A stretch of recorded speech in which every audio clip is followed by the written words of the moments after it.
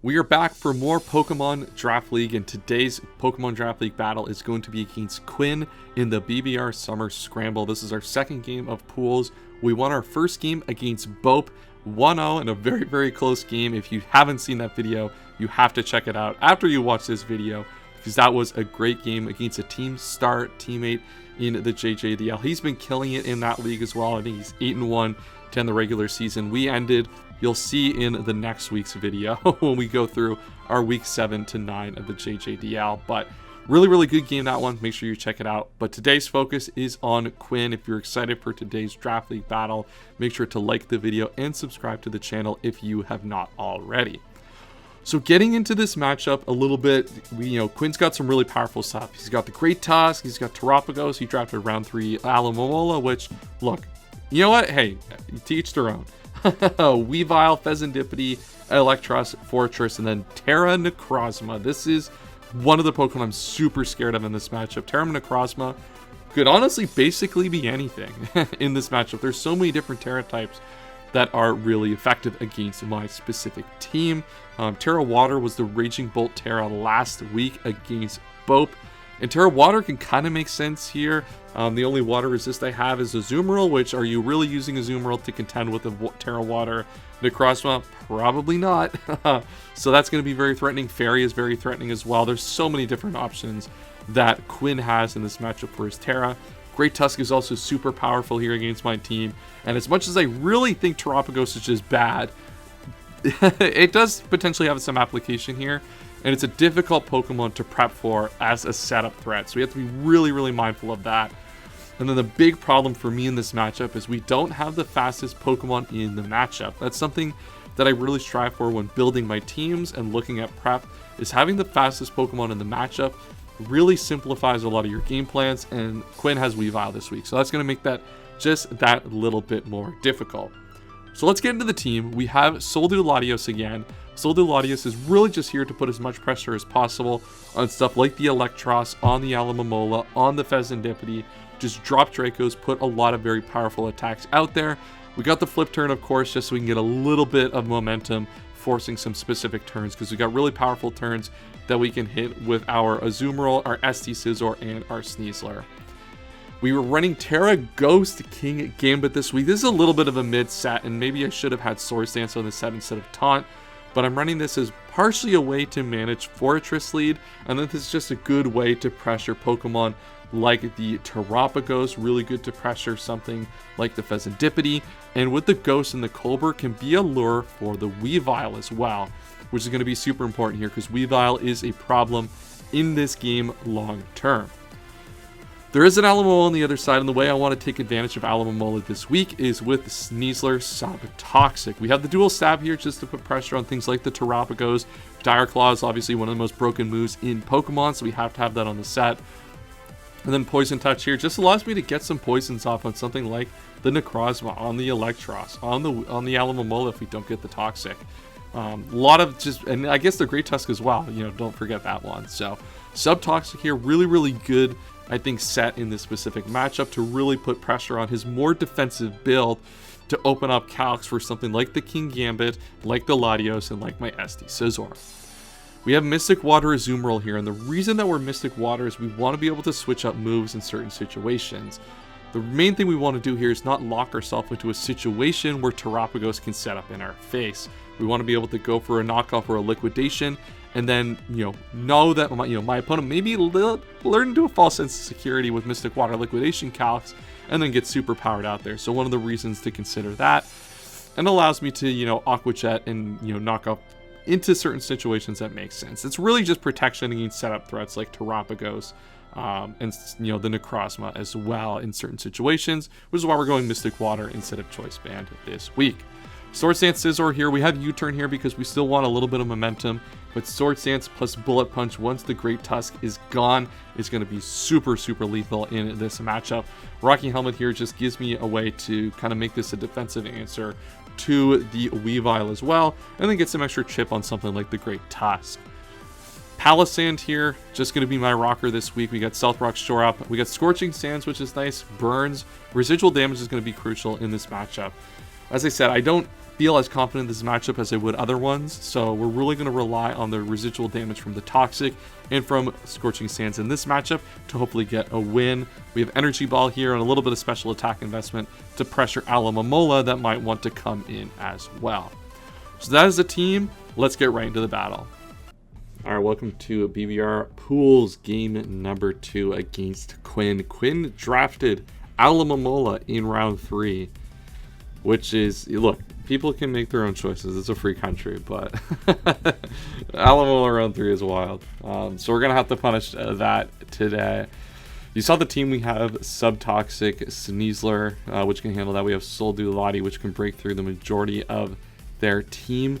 We're leading off with Terra Ghost King Gambit. Terra Ghost King Gambit here specifically to lead off against that Fortress and get a taunt off and put some offensive pressure elsewhere throughout their team. So good luck and have fun to Quinn. This should be a good game there. Terra Fairy on their Necrozma. I did not prep for Necrozma as much as I probably should have. If you've seen me play against Gentleman Thomas in the BBR, you know that guy has smoked me in the past and will smoke me again, but we'll hope today is not that day. And we do see the Necrozma right off the bat. So this is a pretty easy turn, I think, for me here. Wait, why is this level 50? So we are actually playing at level 50, I guess, here. Not 100% sure. All right, so they leave with the Necrozma here. There's a few possibilities that they could have here for this type of set. I am just going to tear it into my Ghost type and go for the Taunt. I could expect the Rocks. It could be Weakness Policy, to be honest. I actually don't really want to proc the Weakness Policy, and a slow Taunt doesn't really do much against a Rock set. So I think I'm just going to Terra Blast here with the Ghost. Don't really put, gives me an opportunity to see if they are Weakness Policy, because they are going to go into Fairy. So if they're setting up, that I don't, proc Weakness Policy in that spot. And if there's just a hazard setting set, then we just get some early damage here. Our Colbur Barrier will protect most situations here. Obviously, we're going to take a little bit of damage, but I'm perfectly okay with taking that early damage on our King Gambit, because I do expect them to just get up the rocks on this specific turn at least. The Feather Fairy also means Bullet Punch from Scizor is going to be very, very powerful this game. They just go right for the Terra Blast. We should take this perfectly fine.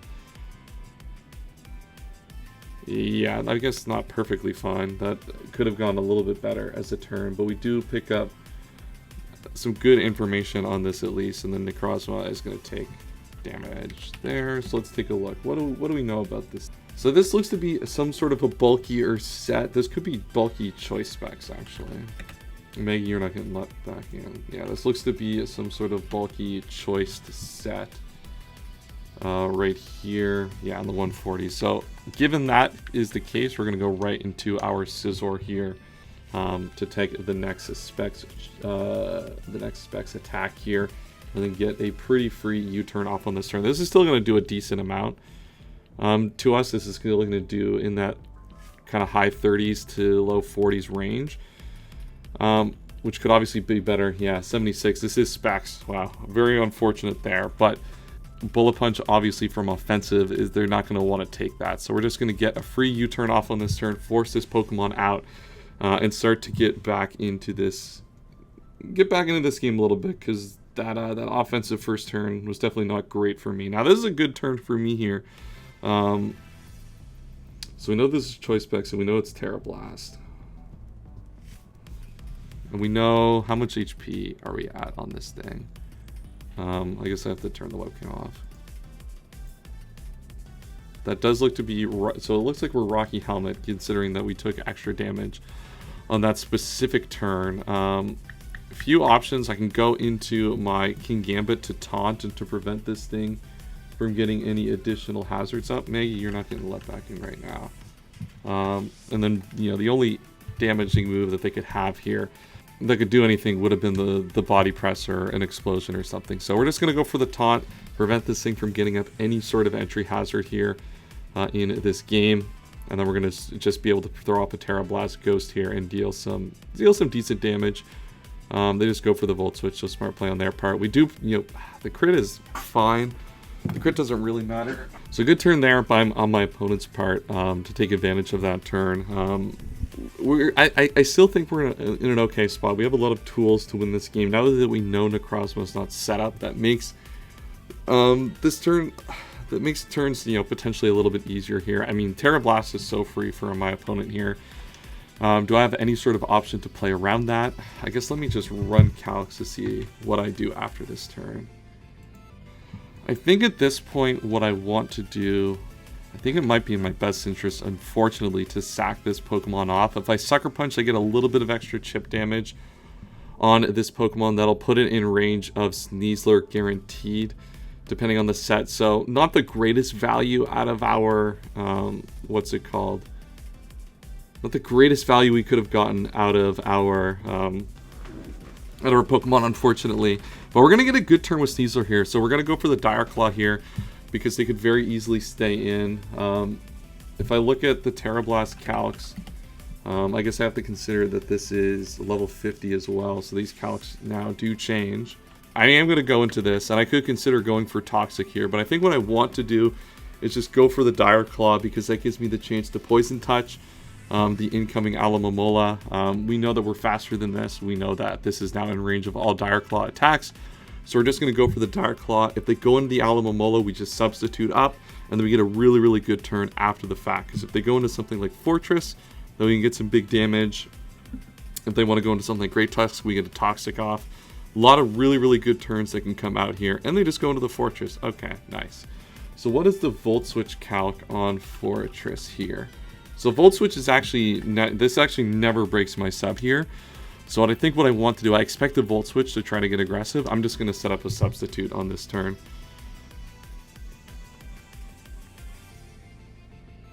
I think Substitute is pretty free into the Volt, and they just set up the Stealth Rocks, which is perfectly fine. They were going to get a free Stealth Rock turn at this point in the game anyway. Now that I get a free Substitute, I get to close combat twice. -1 on the Spadef. We still actually don't break the sub to Volt Switch here after a close combat, which is super nice. So we just get to start attacking. Now we obviously lose a little bit of HP on the Rocky Helmet that we know is there, but hey, chip on this thing is going to be nice. And we do have a Black Sledge for a reason, so we'll take that. We'll take this exchange every day of the week. And they go for the Volt Switch. This should not break unless they are actually invested into this. Perfect. Okay, great sequence there for me. Get some important chip damage off on that Fortress, and we're going to be able to get a Toxic on something like either the Alomomola or the Great Tusk, which is huge. One of the two Pokemon we expect to actually come in here, because nothing else actually can really answer this Pokemon at this point. And in comes Great Tusk. It looks to be defensive here, or would be choice. It's not booster. And then we just get a free Toxic off on this Pokemon. Great turn so far to get back into this game. We needed a few of these good turns to kind of go our way. To put pressure on Quinn's team after that kind of Choice Specs Terapagos, or Choice Specs Necrozma put in a little bit of work in the early game.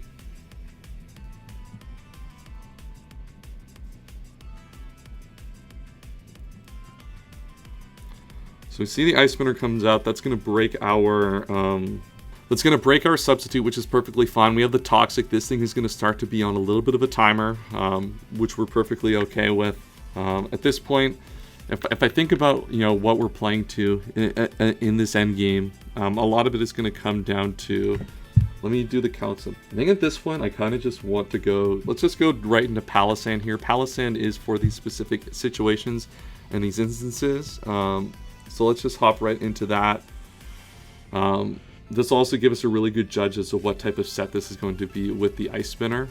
And it is going to be a rapid spin turn here, so we get a little bit of a spin block off as well. So great turn for me as well. Really, really taking advantage of that. All right, at this point, I think what I want to just do is get up my Stealth Rocks.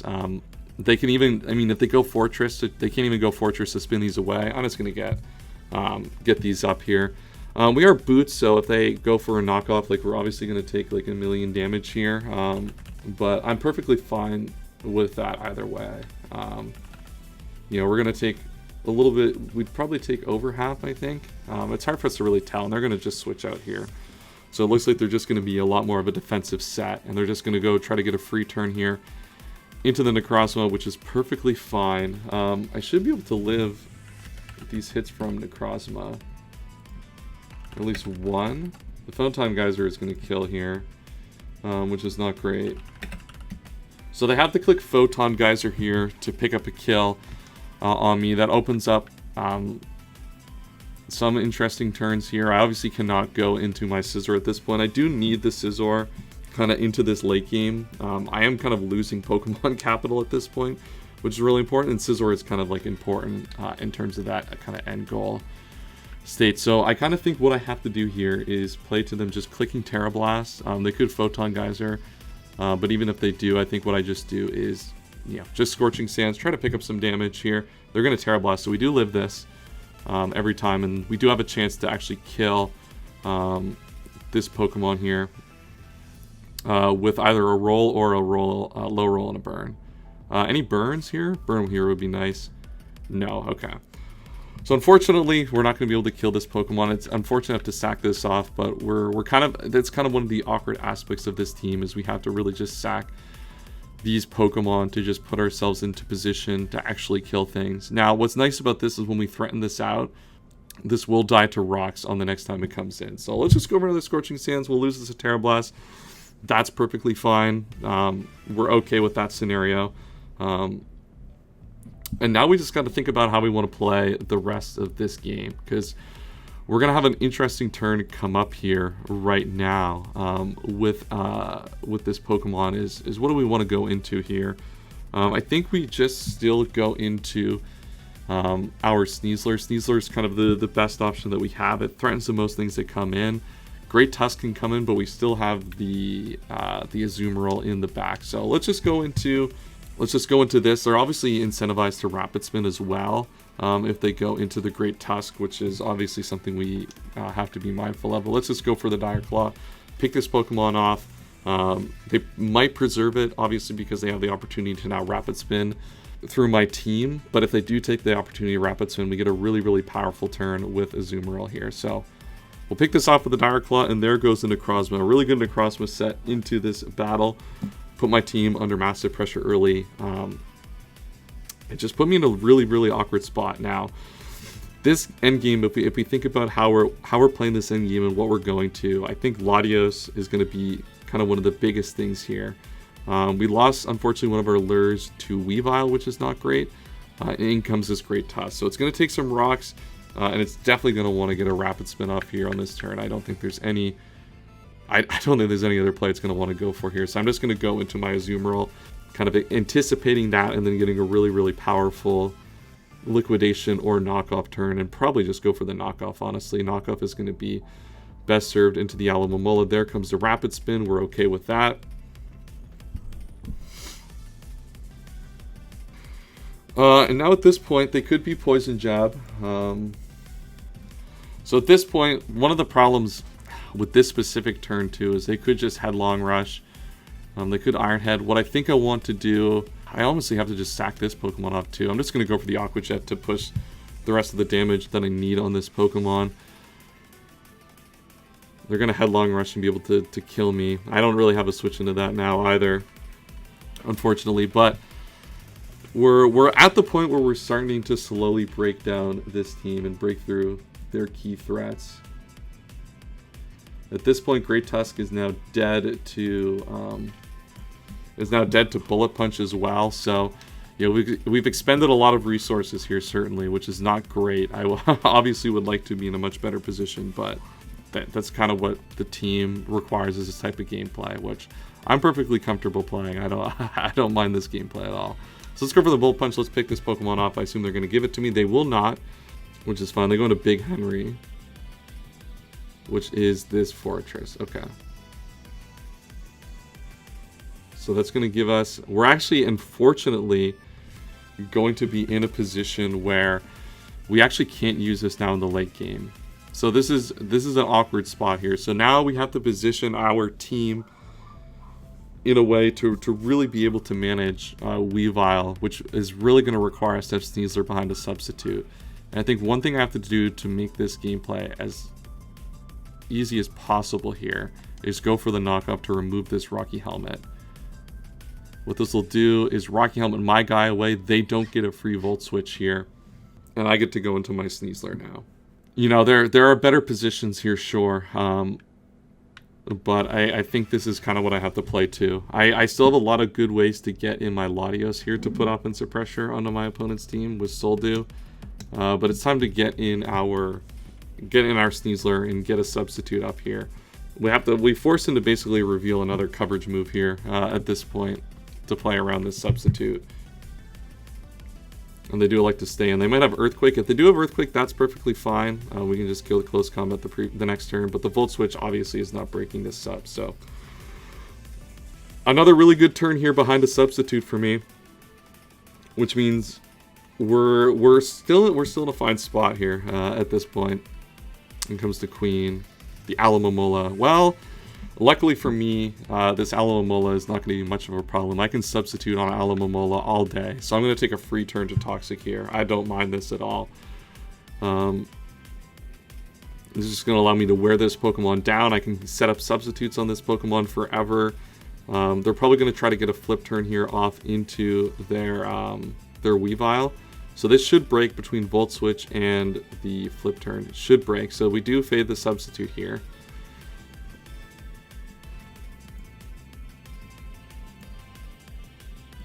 Now they should bring Sneasler out. They should bring what's it called out here, the Weavile out. All right, so Weavile at this point, so it's really going to come down to what set this Weavile is. At this point, I have to fade Triple Axle hit at this point, just kind of how this game is played out. I will say, if it's Icicle Crash, then level 100 matters. I think at this point our best bet is just to go for close combat. They're just going to have Triple Axle here, so we hope for a 1-hit or a 2-hit here, and they're just going to have the kill here. So I think this is going to be, unfortunately, a really difficult game. I think this build didn't really match up well. I had a couple difficult turns. If I would have Iron-Headed early, I think I did not play into that Necrozma as well as I should have. I think I made a passive Terra Blast instead of Iron Head on turn 1 really enabled them to keep that Pokemon around for longer than it should have been. And this Pokemon obviously looks to be a lot more offensive than expected. So we'll just go. Oh, I just clicked Luster Purge by accident and I missed. Unbelievable. I don't know why I clicked. This is just a misclick. Unbelievable. If I Draco there, I mean, not that it matters at this point. I obviously still would have, we're still losing this game every time, but yeah, it is what it is. Good game to Quinn. I think this was a tough one because of the Necrozma for that reason. I think Ironhead would have been a much better play on that turn 1 given the circumstances. But defensively, I think, a team that wasn't the best showing this week. But you know what this does is it gives us a game next week against Kaz, which, hey, big ticket games against Kaz are always fun. The last time we played one, I smoked him 5-0 at a DPL. So we should be able to make up all the differential in the next battle. So thank you for watching. We'll see you all in the next one. And as always, have a wonderful day.